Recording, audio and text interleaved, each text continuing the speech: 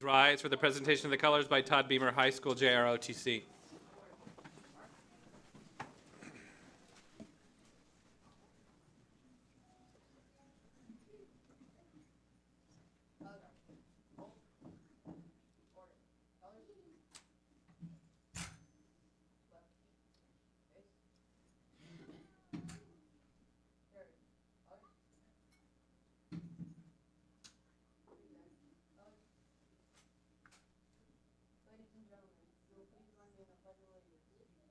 Pledge allegiance to the flag of the United States of America and to the republic for which it stands, one nation, under God, indivisible, with liberty and justice for all.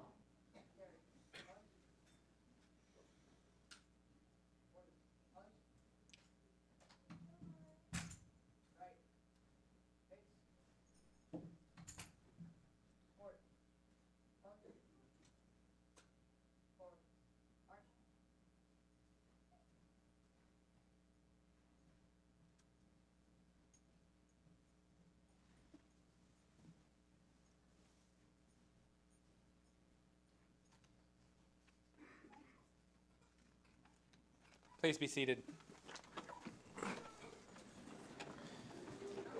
At this time, I'd entertain a motion for the approval of the agenda.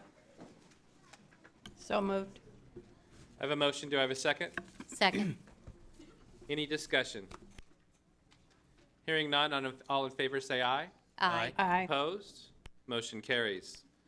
And now I'll entertain a motion for the approval of the consent agenda. I move that the Board of Education approve the meeting agenda of April 12th, the consent agenda of April 12th as submitted. A motion. Do I have a second? I second. Any discussion? Hearing none, all in favor say aye. Aye. Opposed? Motion carries. All right, our next item is good news announcements, which I think the majority of you are here for, so we will get it started. This is the best. Here we go. So we're going to start, and I'm going to call you up. So as I call your name, come up front, and there's a lot of you here, which is exciting, and then we'll take a picture and we'll see how it goes. We're proud to share National Merit Scholarship news this evening. Each year, out of about 1.5 million National Merit entrants, 50,000 students with the highest qualifying PSAT test scores are recognized through the National Merit Scholarship Program. In September, these high scorers are notified through their schools that they have qualified as either a commended student or a semifinalist. We have already honored one National Merit Commended Scholar, Grant Hall of Federal Way High School. We are proud to announce tonight that we have 5 more National Merit Commended Scholars with us, all from Thomas Jefferson High School. Their names are, and if you're here, please come forward, Isaiah Bush, Nicholas W. Crossman, Sandra Ojabaru, and Benjamin Richmond. These students' PSAT scores are among the top 1% of all scores across the nation.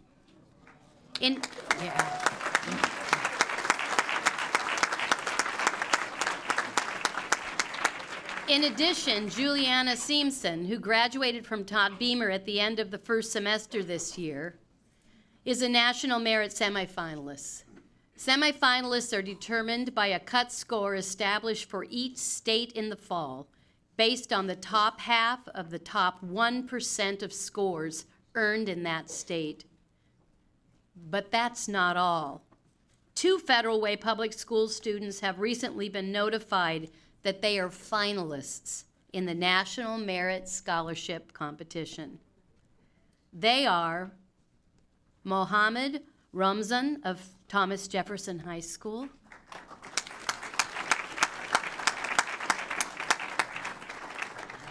and Sharon Cho of Federal Way High School.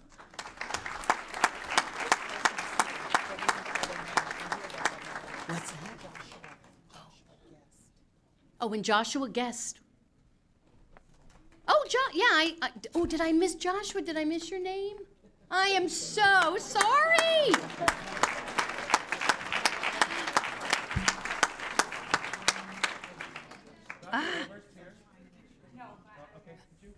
Okay, here we go.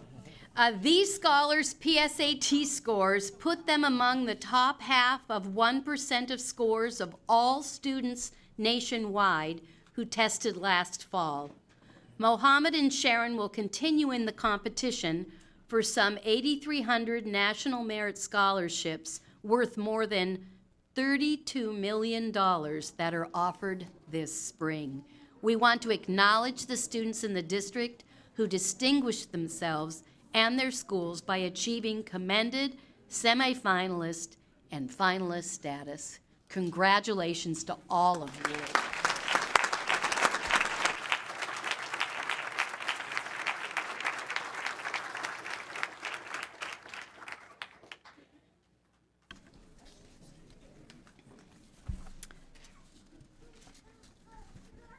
You ready? Here we go. Another one. Meredith Hill Elementary's first annual Battle of the Math Brains took place on Friday, March 25th, with 100 students, grades 4 and 5, representing 8 schools competing.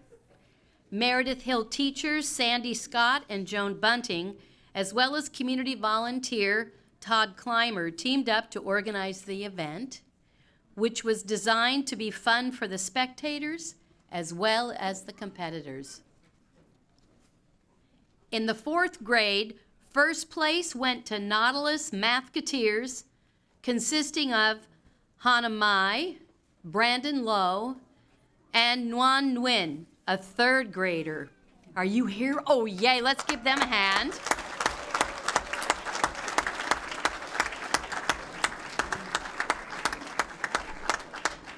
In the 5th grade, the Nautilus Math Pirates, you get it, P-I, Pirates, Caleb Huynh,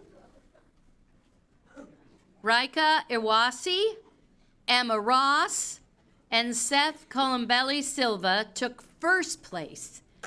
Hannah's dad, David Mai, coached these 2 top-scoring math teams. David, are you here? All right, come on up, David. You have to have a picture taken. You can't be taking the picture.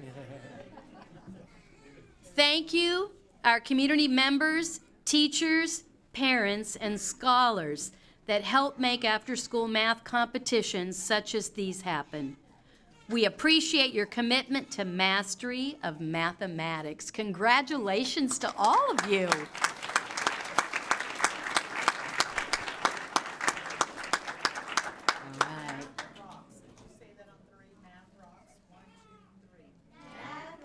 All right.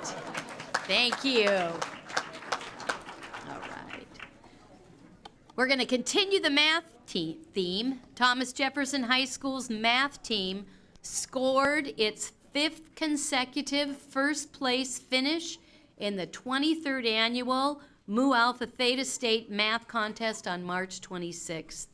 This powerhouse team of 26 took 3rd in 6 categories of competition and 2nd in 6 categories. And they took first place in 9 separate categories. 5 of the team members had first place wins. Julia Sheets, Brian Kim, Nick Kim, Ellie Kim, and Orjul Vatsaya. Orjul alone had 4 first place wins, 1 in every category he entered. Are they here? Come on up.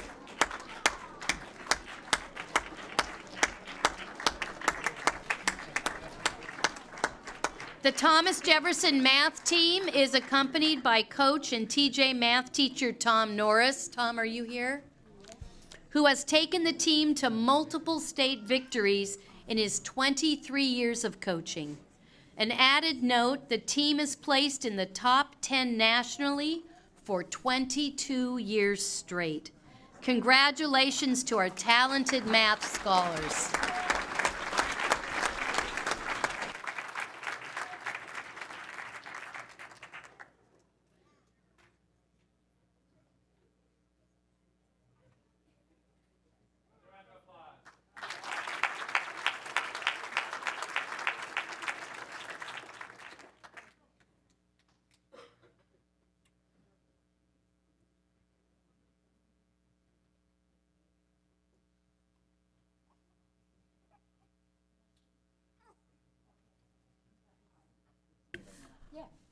I believe I should be inviting the entire team up. Although we called out a number of students, the entire math team, if you are here, please come forward.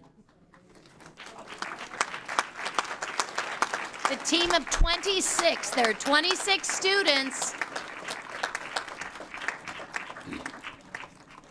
26 students on the team.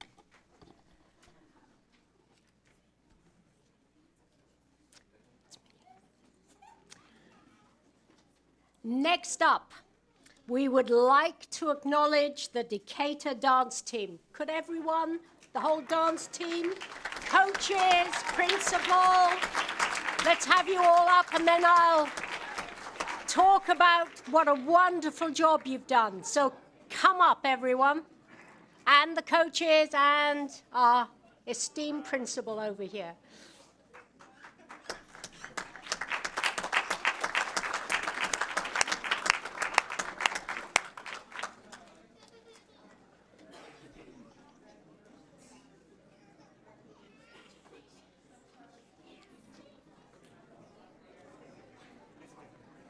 It's a big group.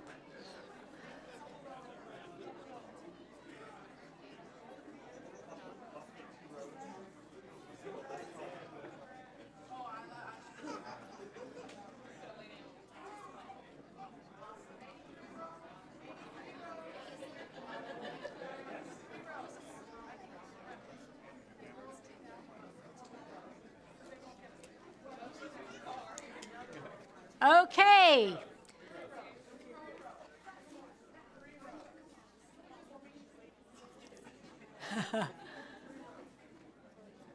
So, the Decatur dance team are state champs in the Washington Interscholastic Activities Association's 4A Military Dance Division. The competition was held at the Sundome in Yakima on March the 25th. The team's coach is Lindsay Starr-Dye. The assistant coaches are Autumn Hopkins and Sydney Williams, and the staff advisor is Carol Edmondson. These young women are academically talented as well as gifted. 16 of Decatur's 25 dance team members are in advanced placement or running start classes. They have an average team GPA of 3.15, and 9 of them have accumulated GPAs of 3.5 or higher. Congratulations to the Decatur dance team.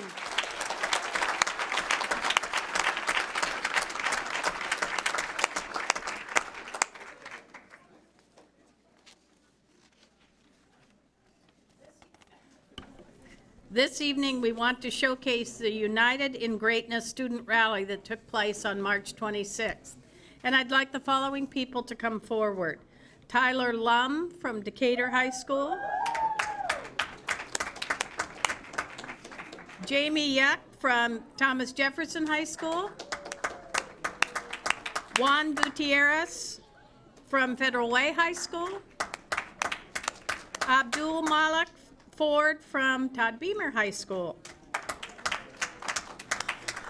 I'd also like Cordell Pickens and Randy and Darlene Kaiser to come forward. And if we have other student performers in the audience today that participate in the rally, would you please come forward as well? Any of the rally performers?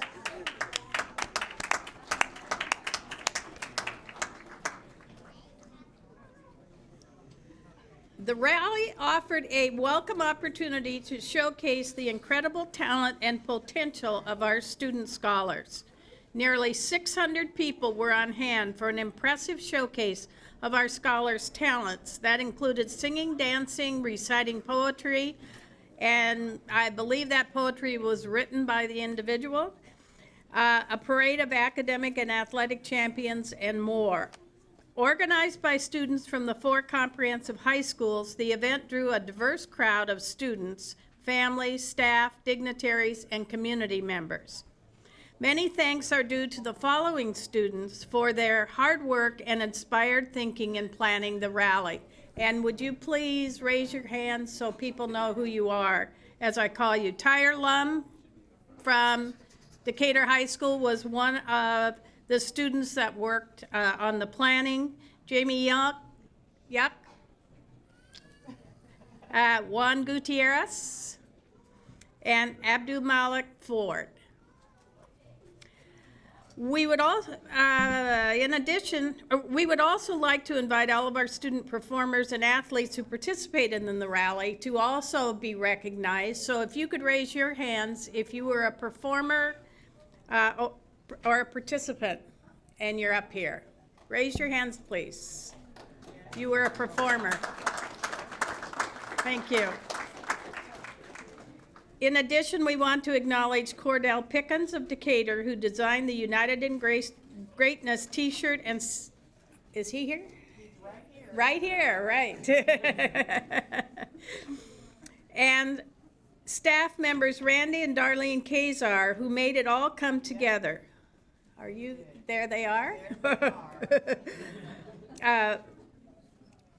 With us tonight, too, are many of the student performers, as I indicated.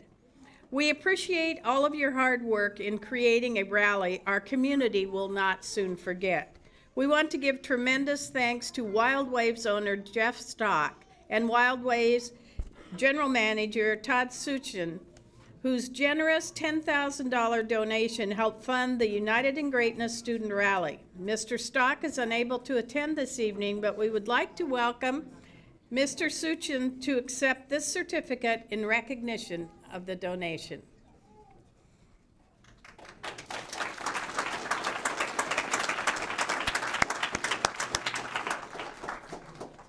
Thank you.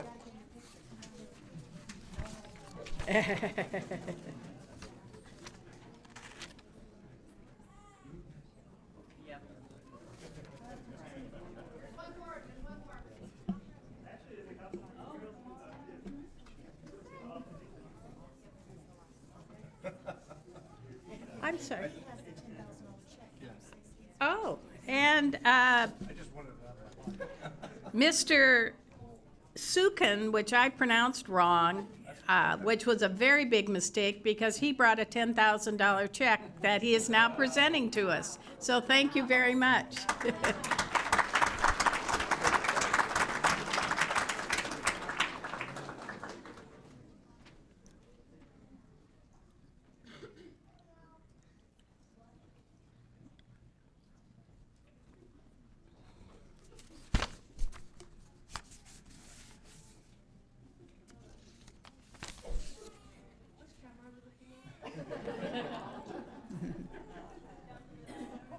Another round of applause.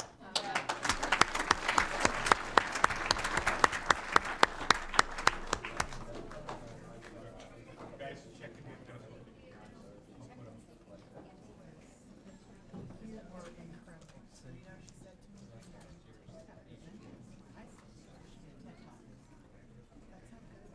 Yeah.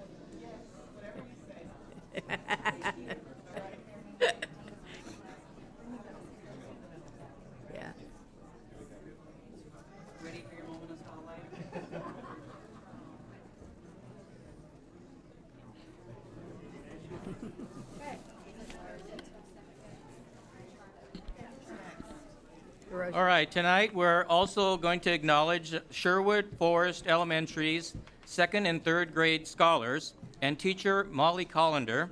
These scholars set out last year to improve their already great school by doing something positive for students who need a friend during recess.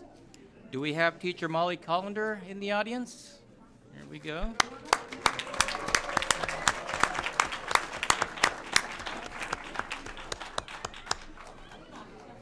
They decided to create a designated area of the playground where students who were truly feeling lonely or sad could go. The Buddy Spot was implemented this year with student leaders taking turns overseeing the area. The leaders help their fellow students find someone to play with, along with something to do. Teacher Molly Collender notes that they are making change on a playground in what looks like really a small way. In fact, it's big. We got little Kids are not only using the Buddy Spot to find friends, says Principal Elisa Desart. Students who are bored are going to the Buddy Spot to increase their awareness of activities to do what are constructive and healthy. King 5 TV even came out and captured a news story about the Buddy Spot. Way to go, Sherwood Forest students. The Buddy Spot is something to be proud of. Congratulations.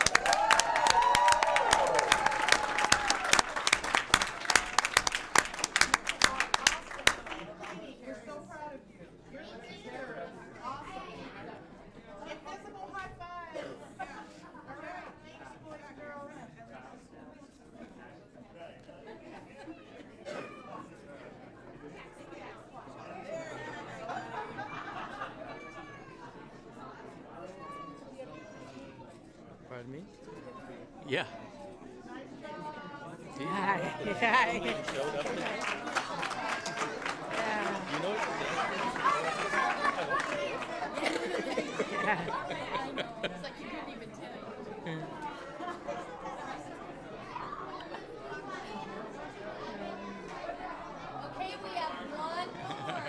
we have one more celebration. All right, so finally, I'd wait. we have a national champion in the house. Do we have the Todd Beamer dance team in the house? If you could please, if you are a team member, if you could also state your name at the podium, I think that'd be a great thing. If you can all just line up right there at the podium and give your name as you come forward. My name is Joshua Moran.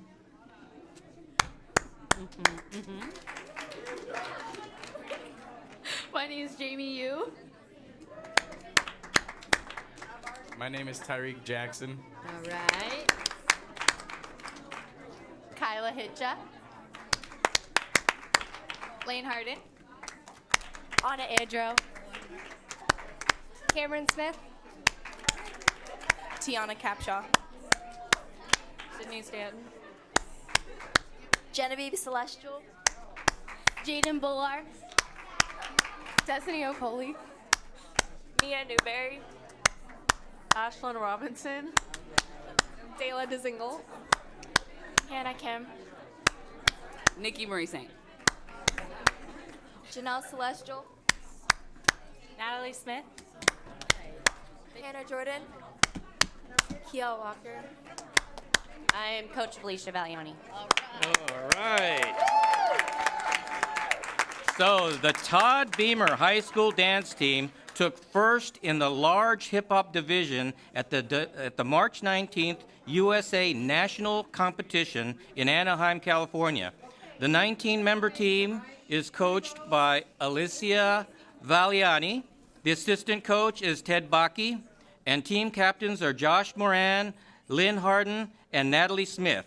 The team has a 3.33 grade point average, with 2 individuals boasting a 4.0 GPA. This is the first national championship for the team, which has 8 state championship titles from past years. Congratulations.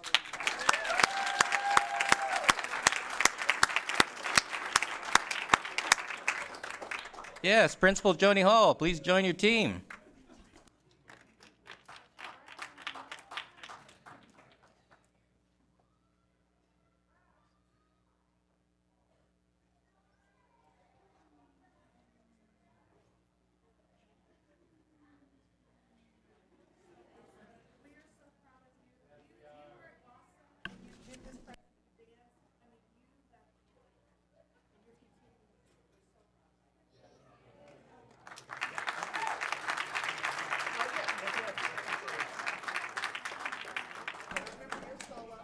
We have one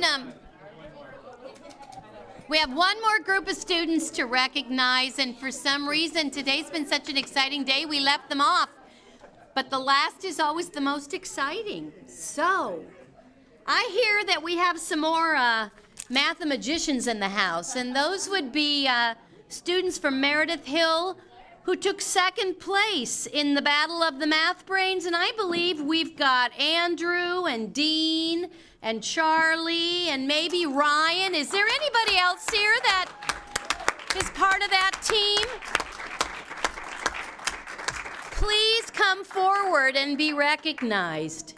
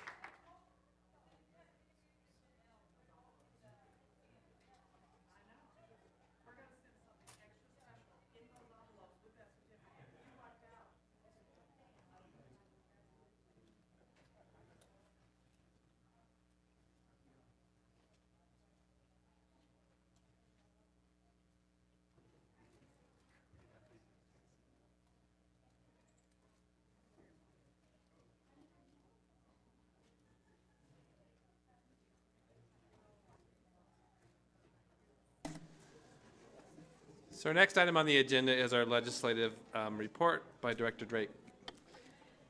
I must admit this is the hardest report to give after so much energy, so much excitement, and to report on legislative news that's not that brilliant is even harder. I'd like to start by giving a shout out to our very own Gary Robertson, who is providing so much support to the school district, to providing so much information about what's going on with our legislation and what's going on in Olympia. I really appreciate everything you're doing. And I know you will fill in any of the bits that I leave out in my report. So thank you, Gary, for everything that you do. So the legislative report, it's still subject to governor action as of the 21st of April. That's when he will be signing, Jay Inslee will be signing. But at this moment, the full budget is looking at $191 million. That's the full budget. And the education, the K-12 budget, is at $15 million. That's if he signs it. This means there is no funding, and I've just listed the important areas as it pertains to Federal Way School District. No funding for teacher salary increases, that's huge. For educator certification, any McCleary penalties are not catered for under this $15 million budget. School food programs, high school assessment, that means the biology that we've been pushing to get changed so that students do not need this as a graduation requirement. No funding for that. Or foster youth outcomes. So probably the area that caused me the greatest grief, and probably everyone else who's an educator in Washington, is the fact that the levee cliff, did not get addressed. There's a timeline, and I've made notes because it doesn't make a whole lot of sense. The legislators are committed to provide competitive compensation by April the 1st, 2017. The McCleary Task Force, the SB 6195, is being forced to either, I'm going to put my glasses on for this one, meet the obligation for attending to compensation and levy over reliance, in other words, doing what we were hoping they would do with the levy cliff. So they've got a timeline of April the 1st, 2017, or introduce legislation to extend the current state levy policy at least 1 calendar year. And there's a deadline that they've set to do this. And guess what? The deadline is April the 30th, 2017. So they are required to do either of those two things by one or the other by 2017, which doesn't provide us with the certainty we need as we plan for the future. So we're not happy. There's lots of other bits, but they're the main issues. And as I say, I'm relying on Gary to fill in the gaps. As Ledge Rep, we are looking at, as a team, and I'm speaking to my team, we will be looking to put together our legislative priorities. And I would like to have, because there will not be many issues to raise under the legislative report on the 26th of April, I would like for us between now and then to think about some of the issues that as a district we feel should be our priorities and have an open conversation. The WASDA legislative priorities are obviously areas that we need to take consideration of, but there could be priorities that are very specific to us as a district, and obviously in conversation with Dr. Campbell, and we're a team, and it would be good to get your feedback and have an open conversation on the 26th of April. So that's my report. Great, thank you. All right, next is public comment. So there are blue forms on the back table if you're interested in making public comment. And our first comment this evening comes from Gary Robertson.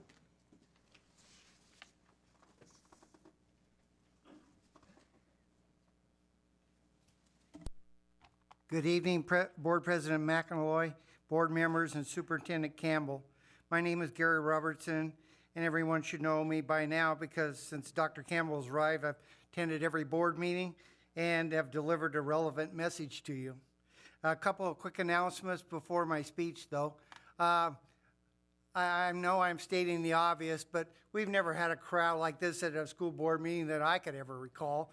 And I think that's a clear testimony to the outstanding job that our superintendent, Dr. Campbell, this outstanding board, and most importantly, and Dr. Campbell would agree with me, our outstanding staff that does a tremendous job every day to give our students the best education possible. And second of all, on April 1st, my message to the legislators was published in the Mirror, and then a week later it was posted online. So the good news is everybody in the community got the message. And when I picked up the paper, I also saw that my article was right under the message. I wrote the letter of the week to the Mirror, and that's the third time since Dr. Campbell's arrived that I've received that award, so they were impressed with my message as well. So that's a good thing. Now for my speech. I'm here tonight to share with you a message from one of our biggest supporters, Representative Terry Hickel. And, you know, she has realizes the importance of fully funding K through 12 education in accordance with the Supreme Court McCleary decision. And here's her message to you. We are working extremely hard with the goal of fixing the outdated school funding system.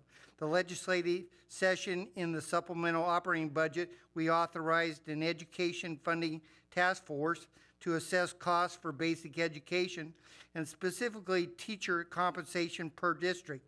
Federal Way teachers have been undercompensated for years because of our levy failures in the late 1970s and 1980s. We sued the state a while ago for equitable teacher compensation, but we lost in a Supreme Court decision that I did not agree with. Our district has been forced to supplement salaries from our local district levy to stay competitive. With the levy swap concept, we will fully fund basic education, including equitable teacher salaries from the state. The way this is accomplished is to shift local levy dollars to the state and increase the state's school levy authority. The problem with the Federal Way school levy is that we have a limited large business base to share in the taxing, so we have to pay higher rates per home to support schools. The big win that Representative Linda Koshmar talks about is if we shift funding to the state, we get to share the state's business tax base. Some cities like Seattle, Bellevue, Everett, and Redmond have huge businesses like Microsoft and Boeing who share the taxpayer burden. If we fund schools from the state level, we will get to benefit from those same businesses.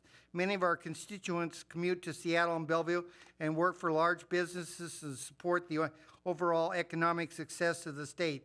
It's certainly not easy, but we are making progress, and we will continue to keep education as a top priority and tackle this once and for all. That's my goal, and in fact, my ultimate goal is to make Washington State a leader in the country Okay. for education success. We're past our 3 minutes, but thank you. Okay, thank you. Thank you. Thank you, Gary. And our next one is from Jessica Lex on exclusive employment with Federal Way Public Schools.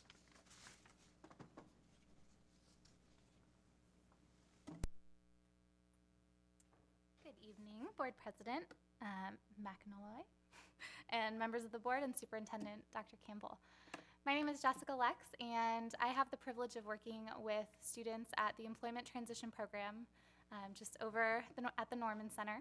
I get to work with our students as they're transitioning out into the community and they're looking for jobs, and I have just been thrilled with what the Federal Way School District has been doing to support those students at ETP, and then most recently within employment within the district. So quick story, it involves a lot of you in this room.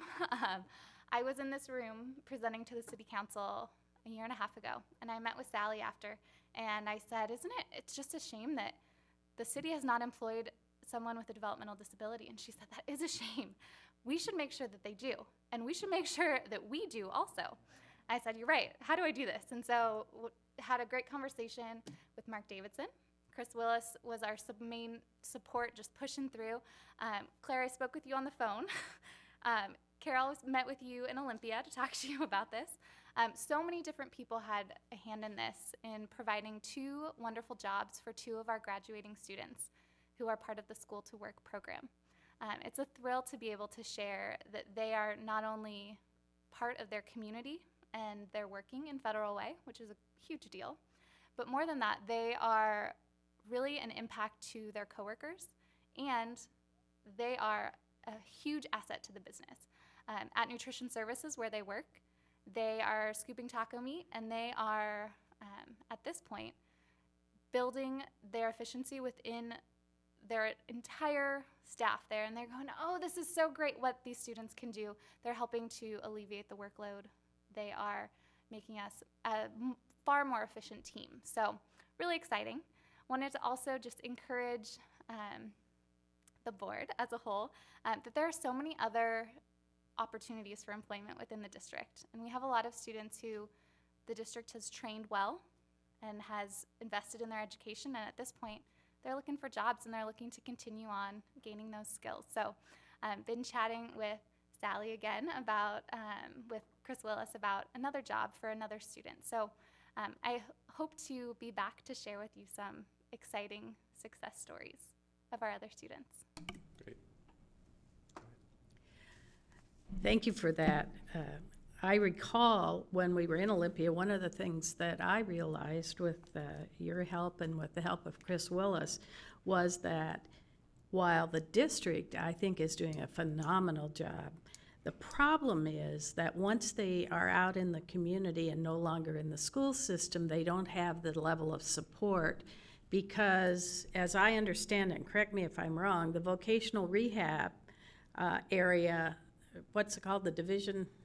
We work with Division of Vocational Rehabilitation, right. DVR, and DDA Yeah. for long-term service. We don't, at the state level, support these students as they become adults and in the work world, where in the school system, we advocate and we address their issues. In the state system, when they become adults, they have to advocate for themselves, which is not a realistic requirement. So I would urge you to think about and help us as a school board to think, and as a district, to think about how we might present some legislation that increases what the departments at the state level do, because we're spending a lot of money preparing students that then fall through the cracks when they turn 21. So Liz, I would suggest we put this on our agenda because I think it's a very important issue. Well, I'm thrilled to announce to you guys that ETP, the Employment Transition Program, the success rate of our students graduating, part of the School to Work program, which is a partnership with DVR, DDA, the school district. You guys have put in a whole lot towards that, which pays for actually the position that I hold. And some other county funders. We had this past year, I think we had a 75% success rate of students who were graduating with jobs. So there are a lot of great resources out there, but I'd love to connect with how we can improve. How many of those have a job 10 years later? Do you know? That's a good point. That's what worries me. I know that within Washington State, we have a much higher Right. rate of success due to the supports that are built in the schools. Yeah, thank you. Yeah, thank you. I will say that you also have changed the lives of many parents who have continued to struggle to figure out how to make a valuable and meaningful life for their children, and that they know innately they've got that capability, but that oftentimes others don't see that within them. And just talking to one of the mothers the other day that whose children is one of those workers, and just the change that's made in all of their lives. So I just appreciate advocates like you that continue to work toward what we know, and that's all children have capacity, and we have to figure out what that pathway looks like and what that outcome looks like for each child. So thank you so much. Thank you, I appreciate that. Thank you. Thank you. Portia Appleman on bullying policy.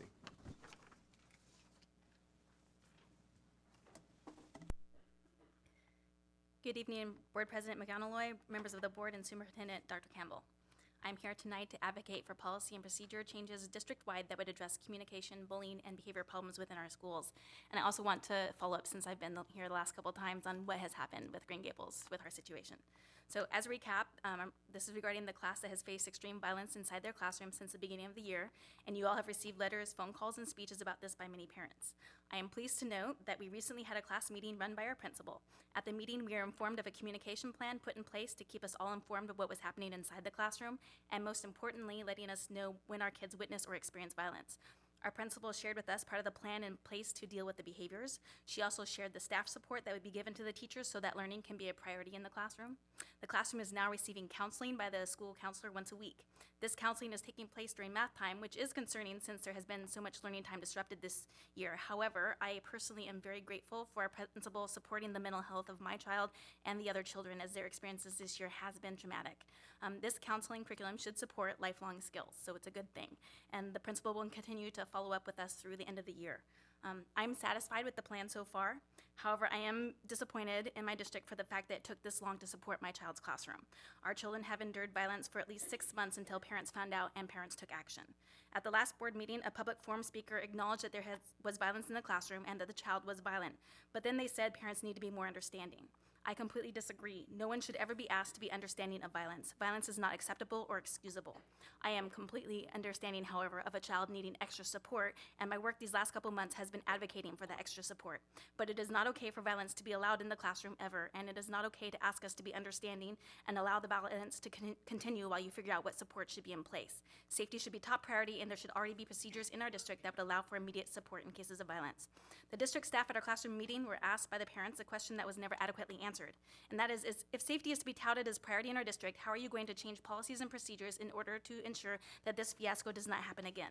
That is my purpose here today. I am asking you to update your bully policy so it can actually be used, change your communication policy district-wide, as parents have a right to know about violence happening in their children's classrooms, and most important, there needs to be procedures in place regarding children with behavioral needs. Our classroom is not the only classroom with children with behavioral needs in our school or in our district. So there needs to be a plan in place that not only supports the child's behavioral needs, but supports also all the other children in the class. I don't know the answer for this, but apparently our district doesn't know it either yet. So I'm going to encourage you to research districts who are successful with children who have behavioral needs, and then create programs, policies, and procedures that mimic this success. Thank you. Thank you. All right, next on the agenda is superintendent comments. Dr. Campbell. Good evening.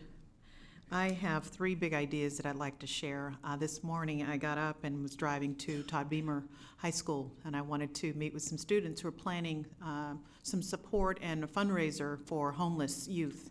And on the way there, I passed by Park 16 Apartments. And the buses were out front, and I would say we probably saw 75 to 100 students getting on the bus. And so as I'm waiting for the bus to pass, I just noticed there's some adults out in front of Park 16. And who is it but the assistant principal from Rainier View, the counselor from Rainier View, and a couple of teachers. And as the students were loaded up, I pull over and I say, "What are you doing down at the bus stop?" They say, "We do this twice a week. We come down, we want to be sure that the students transition from the bus to the school, and that transition allows students to come to school safer." So I immediately got on the phone, called Principal Kent Cross, and just said, that's the type of leadership that I expect from our principals.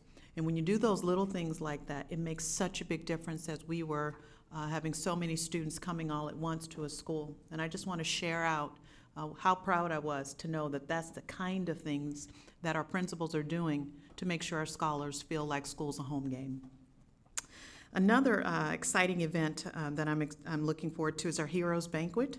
On April 30th, we will be honoring from each school a citizen community member who has been impactful in ensuring that we accomplish our goals related to improving the learning for our scholars. It's our first ever annual Heroes Banquet, and we're really excited to let the community know that we know every student's success depends on not only the school, but the people around the school. It takes a village. And this event is meant to really honor and say to our community, we notice. The last thing that I'll share with you is we're doing something this summer that we have not done before. We're taking STEM camps and we're moving them down to the elementary. We'll have probably 8 elementary schools where we will be having STEM camps for students, and we'll be targeting our students. We'll be looking at students who probably are underrepresented in STEM. We'll be looking at students who are high interest for STEM, and we'll be looking for students who may academically benefit from that added application over the summer. We'll be giving you more information about it, and we'll probably be collecting data to get a sense of what are their course-taking patterns as a result of these STEM experiences. The reason this is really important, we know that students decide whether or not they're going to be in STEM fields usually by the age of 11. So we have to be intervening early and providing those opportunities for our scholars. So lots of pictures. I will hopefully take the board on a tour so you can get to see what's happening out in our schools for our students. That's just a little bit of what's happening in Federal Way Public Schools. Great, thank you. So, school board comments. Director Gregory, would you like to start us?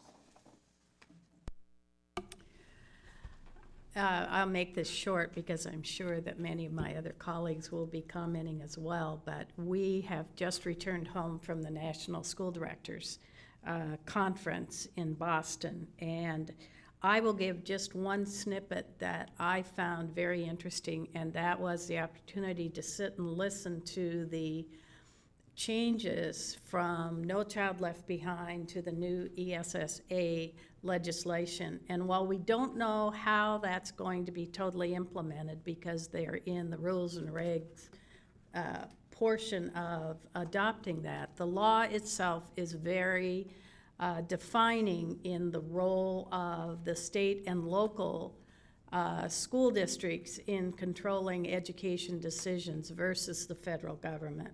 And for me, this is light years beyond what No Child Left Behind was and really makes good educational sense. In fact, in this legislation, which I found so significant, was that the Congress has stated that the federal government cannot intervene in many areas of education at the state and local level, and that is the purview of the state and local level. And that's so different than it's been in the past. I think the other thing that was incredibly significant to me in that legislation is the emphasis on English language learners, which is different now than it was previously in the way it is being acknowledged and supported financially. And that's obviously a very big issue to us here in this district. So there are many other things you're going to hear about, both from my colleagues and probably from me as we go on, that we learned. But to me, I think we've got real hope now. It's not perfect, but it's much better legislation at the federal level that supports the state and the local decision-making instead of dominating it. And I think that's going to be very healthy as we move forward. Thank you. Thank you. Vice President Wilson. I just have a couple things. One is I was going to mention NSBA, and for me, probably the best part was the last part where we spent a couple sessions with Glenn Singleton, and Glenn Singleton is kind of someone that if you've done any kind of work around race equity, he is really talks around courageous conversations around race, and has spent a lot of time talking about not only what that means individually, but what that looks like for systems change, especially in education. And specifically talked about Minneapolis, St. Paul, and also Portland Public Schools, which have been doing quite a bit of work. And I was excited because I know he's coming and his work is coming to the district, but also the work that the region's been doing on race equity has been focused on the courageous conversation work from Glenn Singleton, and that is going to continue. And as a matter of fact, today, NSBA TV station, they have a TV station, they come out with a kind of an overview of the conference, and about 3 minutes in is about a 8-minute segment on Glenn Singleton and the work with us that he did over those 2 sessions, and very powerful, talking about policy and the work administrators need to do around equity and around specifically race equity. And so really excited to be able to include that into the upcoming convening at the end of April, and hope if our district folks aren't able to be there, that there's a way that we can share that clip, because I think it just solidifies the reason behind the work. And the other thing I would just like to say is I want to welcome back a group of students from Taft Academy who have spent, many of them since 6th grade, raising money to practice their Chinese language. And they just got back from a trip to Taipei in Taiwan.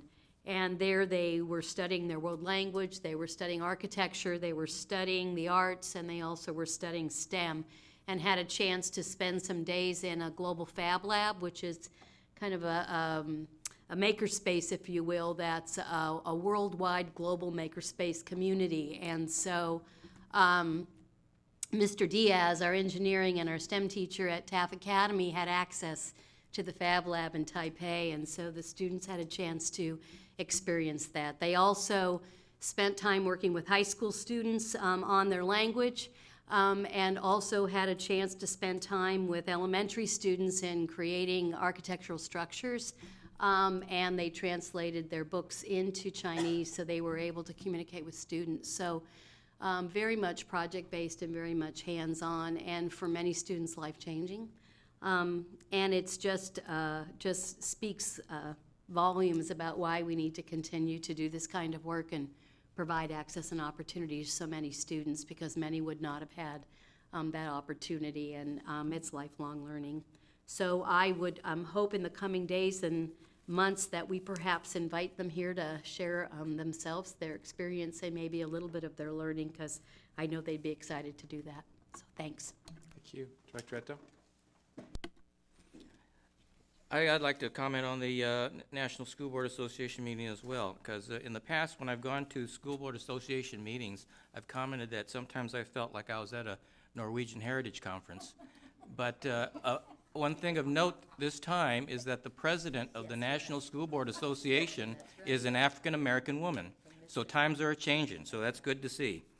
One of the takeaways that I had was the quote of President Obama, that equal access to education is the civil rights issue of our generation. And the problem is it's a hidden thing. You're not going to show it on TV with people getting sprayed with water hoses or anything. And so it's very difficult to address, but it's something that needs to address, because the statistics that we got from various sessions were compelling. I attended one session that had to do with women of color, run by the National Women's Law Center, established in 1972 under Title IX.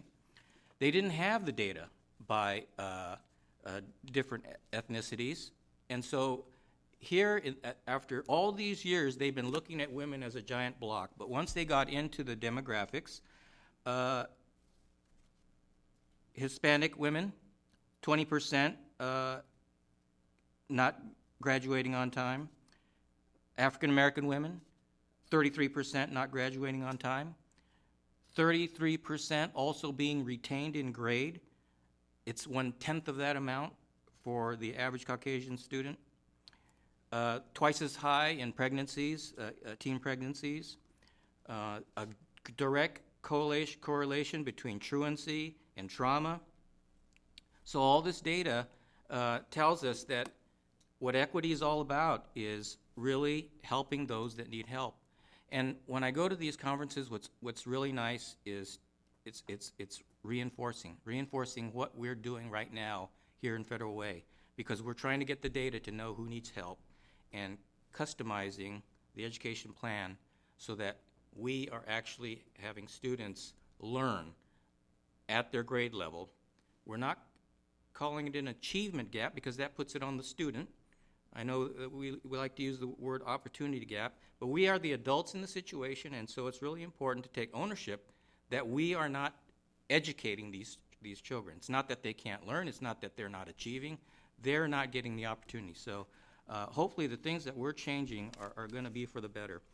Counseling was mentioned a couple of times today in some of the discussions, and there was a real heartfelt student voice session that really verified one of the students at one of our high schools that talked to me when we were recruiting Dr. Campbell. And he had told me, in his way, how middle school was like the Hunger Games. He said, you're with your buddies in elementary school, you go to the middle school, and all of a sudden, you got new cliques and factions, and everybody's in it for themselves. And there's no one to help you. And this child, who was a gay child to a devout Catholic family, could not find help at home, could not find help at school, was being bullied, and he was a survivor of suicide. And he said once he got to the high schools, it was where the clubs were, it was where things were more open, but middle school, where the social aspect of the classes, everything, they really needed to support them with counseling. So I'm hoping that the things that we're doing are going to make it better for students so that they can survive, so that, as one speaker said, that the classroom is not an assault, is not a violent environment for them to enter. Because when you think about President Obama, everything that he did, Harvard and everything, he did all the things right, he became president, and then he gets faced with a Congress that says, we don't want you there. We're not going to help you. And that is the violence that people see when they go and do all the right things and then find in the employment place they don't want you. And they try to go back to their community, and they've lost touch with their community because they say, you've changed. And so it was really wonderful how these sessions were packaged this time. There was much more about diversity, and so I'm really hopeful that things are going to get better. Thank you. Director Drake? I'm pretty overwhelmed by the conversation that we've been having tonight and how clear it is that we have a very united front on what we're moving toward. I want to pick up on what Dr. Campbell said about going to Todd Beamer, homelessness. It's an issue that we've talked about and I wanted to raise this evening. I visited the Auburn Youth Resources Center, and it just is heartening to see that there are people within our community, like our speaker tonight, that are advocating for our students who need support, need help to be successful. And I want to pick up on what Director Eto just said now about when you move into high school, you become part of a community of different organizations, as well as attending the Auburn Youth Resources. I was so pleased to have attended Decatur's 2016 Cabaret that was just amazing. I sat with students and parents during the performance and was hearing from the students and parents what a difference in their lives being part of this organization made for them. The fact that they could really have confidence and trust that they made connections with other students of like minds and could feel the confidence that it allowed and enabled them to be successful. Steve Gorringe, the director, music director, just hats off to him. The students ran this. It takes confidence as an adult to give total autonomy to the students. He helped, obviously, but it just showed me through the performance that went on that evening just how much ownership those students have. Each of the students I spoke with talked about opportunities that they now had, scholarships, going to college, as a result of their involvement in this program.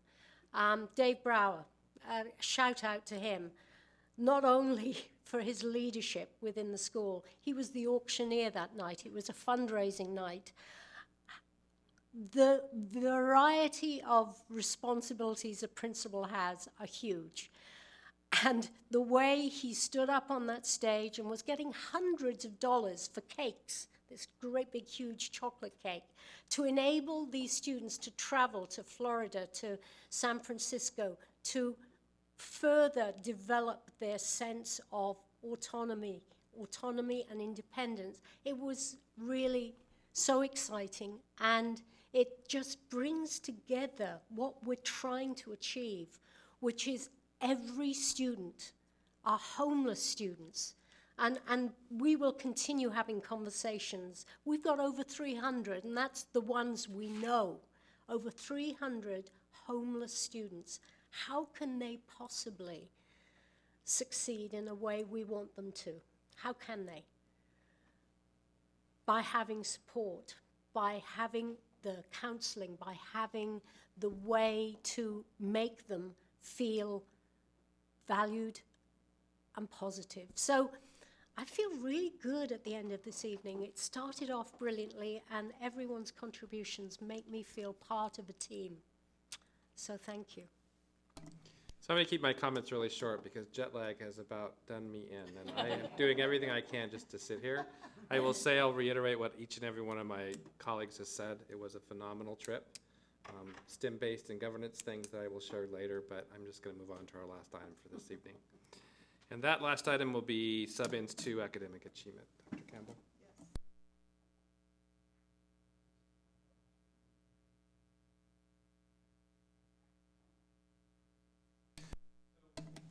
Before you, board members, is the combined response for Sub-N2 to Dr. Campbell. I took all of our comments and put it together. And so if you look over that, there's also, I would entertain a motion if it's in due process. I move that the Board of Education approve the Sub-Ns 2 academic achievement is in compliance. I'll second. A motion and second. Any discussion? I don't think there's any question that we're in agreement that not only do we have information, but we also kind of have a place that we're starting a launch from our baseline, and that we actually will be able to measure progress over time. So I'm really thrilled and really appreciative of the input that directors gave in order to have not only the end report, but also to really be able to say that based on the information provided and what we've learned, that the superintendent's in compliance with Sub-End E2. Any other comments? I'd like to make a comment about a researcher that's referenced to back these things up. So I researched the researcher, and there was a great quote as to what it is to have a child truly understand their subject matter. So his example was, if you tell one of your graduates that you've got 12 people and a car can hold 5, how many cars do you need to order? The answer is not 2 cars, remainder 2. So I love the idea of how people will need to apply what they learn in the real world. I just want to real quickly say that's what this math is about, so that students aren't just doing algorithms, that they actually understand what's really applicable in the real world. So that's so on point, Director Atto. No further comments. All in favor? Aye. Opposed? Motion carries, and we are adjourned. I just want to make one real quick announcement after the board meeting. This is the dedication of we've got a new hire, someone who's watched our board meetings and talked about what she's seen and how we've been cohesive. And so we've hired her. She's going to be a new assistant principal, Julie McBride. We've stolen her from Kent. So she's Welcome. Welcome. Thank you. You'll hear more about her soon. What was that? You said she's assistant principal? What school? Well, we don't know yet. We've got her. We've stolen her. We keep all this on the down low.